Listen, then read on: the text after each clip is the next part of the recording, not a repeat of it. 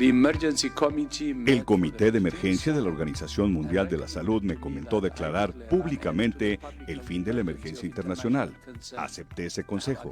Es gratificante poder declarar el término de la emergencia mundial por COVID-19. Sin embargo, eso no significa que ha terminado como enfermedad mundial a tratar. Este virus llegó para quedarse. Sigue matando y sigue cambiando con sus variantes. De ser necesario, este comité volverá a declarar emergencia. El presidente ha firmado un decreto que pone fin a la vigencia del decreto original del 23 de marzo de 2020, en el que se estableció la situación de emergencia sanitaria asociada a COVID-19. En consecuencia, con este decreto que pone fin, tendrán que darse por suspendidas también las vigencias de los distintos acuerdos que en su momento emitió el Consejo de Salubridad General.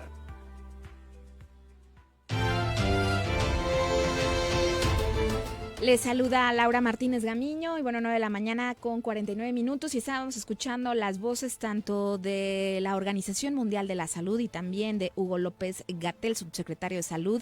Y ya tenemos en la línea a Carlos Alonso Reynoso, epidemiólogo y doctor en Salud Pública por la UDG. Y doctor, me da muchísimo gusto saludarlo. Buenos días. Buenos días, Laura. Muchas gracias por la invitación. Es un gusto poder estar aquí contigo. Bueno, doctor, pues después de 3 años llega por lo menos la Organización Mundial de la Salud y también México, pues ya pone fin a la emergencia sanitaria por la pandemia de COVID-19. Lo vimos lejos, doctor, todavía no se termina, pero mi principal duda es que, ¿cómo lo ve? ¿Estuvo bien?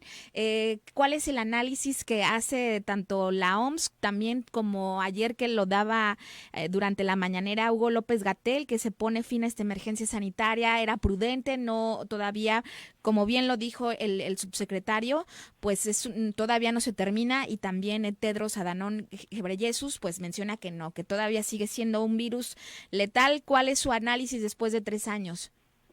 Pues mira, de entrada me parece que hay algo que todavía está generando un poco de confusión entre la población en general, y lo escucho y lo leo. Incluso hay algunas personas que han discutido conmigo ahí en redes, porque no queda claro cuál es la diferencia entre declarar el fin de una emergencia sanitaria y declarar el fin de una pandemia. Okay.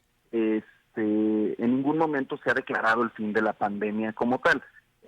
Tanto a nivel Organización Mundial de la Salud, por parte del doctor Tedros, como a nivel Secretaría de Salud Federal, por parte de Hugo López-Gatell, se hizo la declaratoria del fin de la emergencia sanitaria. Okay. Pero la pandemia no se acabó, y esto es importante destacar. Entonces, ¿qué significa que se acabe la emergencia sanitaria? Pues que todas las medidas emergentes que se tomaron para poder enfrentar y afrontar la situación inédita que estábamos viviendo, pues se suspenden y se cambia el plan de acción, ¿no? Se establece un plan de acción en el cual pues ya la estrategia es a largo plazo. Es una estrategia a largo plazo que implica seguir tomando decisiones y acciones que la misma Organización Mundial de la Salud, en su comunicado del 5 de mayo establece, ¿no?, para los Estados miembros, que son 7 puntos que hablan acerca, entre ellos, de pues no desmantelar los sistemas de respuesta que se habían hecho, integrar la vacunación a los programas permanentes de vacunación, seguir informando y preparándose, seguir investigando, etcétera, ¿no? Este tipo de cuestiones que son fundamentales dentro de las propias declaraciones del doctor Tedros.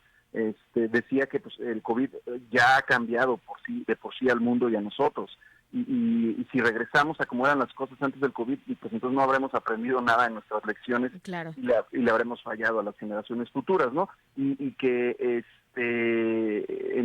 lo peor que cualquier país podría hacer pues es usar la noticia como una razón para bajar la guardia y desmantelar los sistemas que se han construido, o enviar el mensaje a la gente de que el COVID ya no es motivo de preocupación. Entonces, no es que la enfermedad sea menos grave, no es que el virus ya no exista. Esto es bien importante destacarlo. El virus va a seguir existiendo, va a seguir circulando, y probablemente va a seguir circulando de manera indefinida, es decir, va a estar ya con nosotros por siempre. Va a seguir causando enfermedades, va a seguir causando defunciones, pero ya no representa un riesgo para los sistemas de salud, ya no representa un riesgo de colapso, ya no representa el mismo riesgo que representaba anteriormente, y por eso es que se declara el fin de la emergencia sanitaria. Entonces, creo que son puntos que debemos destacar. Ahora, ¿qué es lo que tenemos que enfrentar? Pues bueno, primero prepararnos para futuras epidemias y pandemias, o incluso nuevos brotes y oleadas de esta enfermedad, pero también para las consecuencias propias de esta enfermedad, y es algo que muy pocas personas han mencionado, ¿no? Ahora estamos empezando a enfrentar las consecuencias del COVID prolongado, que es una enfermedad que se está manifestando cada vez más y más y más y más en personas que se han contagiado de COVID y que presentan secuelas, en algunos casos temporales, en otros casos permanentes, que pueden llegar a incluso presentar la discapacidad de las personas o la incapacidad para poder realizar una labor, y es algo en lo que debemos también de abordar y alinear pues las estrategias para un futuro a mediano plazo. Precisamente de eso quería hablar, doctor, de este COVID prolongado, de todas las personas que hemos tenido COVID y que hemos tenido pues secuelas de alguna manera, ¿no? Algunas personas tuvimos taquicardias, algunas personas pérdida de cabello.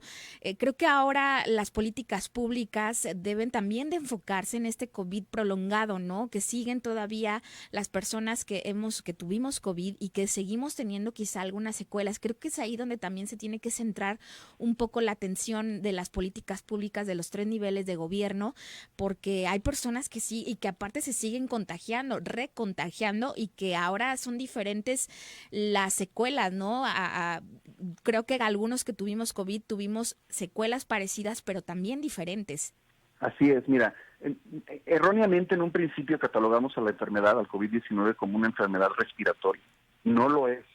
Es una enfermedad sistémica. Siempre fue una enfermedad sistémica. ¿Qué quiere decir esto? Que no solo afecta el aparato respiratorio, afecta a todo el organismo y tiene efectos a largo plazo en distintas partes. Por ejemplo, hay personas, como dices, que presentan fatiga o cansancio crónico después de la enfermedad. Personas que persisten con fiebre, con dificultad respiratoria, con tos, con cambios en el sentido del olfato, del gusto, con cambios en el sistema nervioso, incluso salud mental, cambios digestivos, cambios cardiovasculares. Es una situación que requiere de mucha atención y que requiere de más investigación, así como se hizo en su momento un inédito número de estudios en el ámbito científico acerca del COVID. Yo creo que la enfermedad que más investigación ha generado en tan poco tiempo, pues también se debería de abordar el COVID prolongado y no olvidarlo. Entonces me parece que es importante, pero no he escuchado todavía que las autoridades lo mencionen.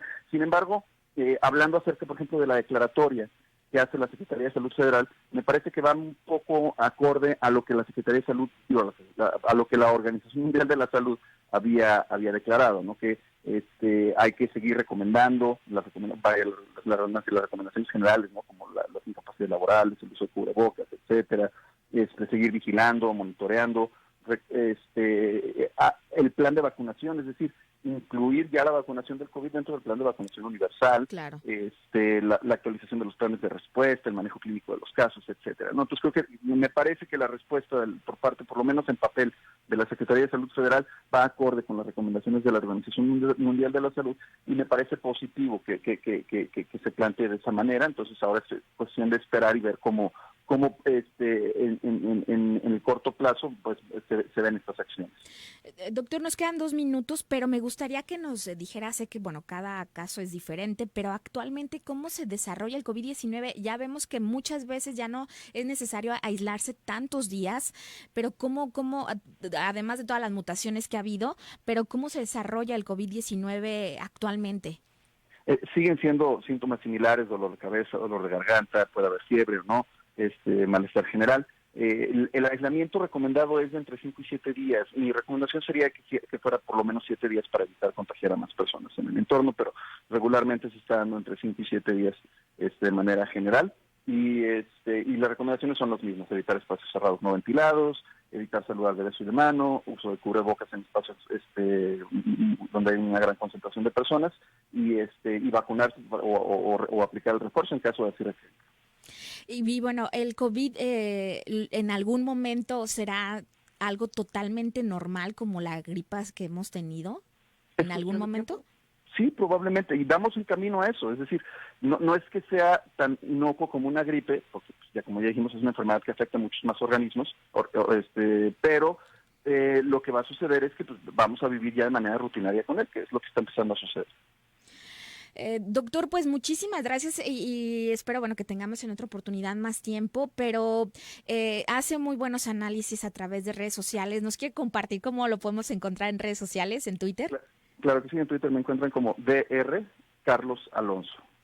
Y la verdad es que, pues, gracias también, doctor, de antemano, por estos 3 años que hemos estado haciendo este vínculo de cómo llegó la pandemia para cambiarnos. Esperemos que, pues, seguir al final de cuentas que lo que aprendimos durante estos 3 años, pues, lo sigamos aplicando de manera permanente, lo sigamos haciendo parte de nuestra rutina.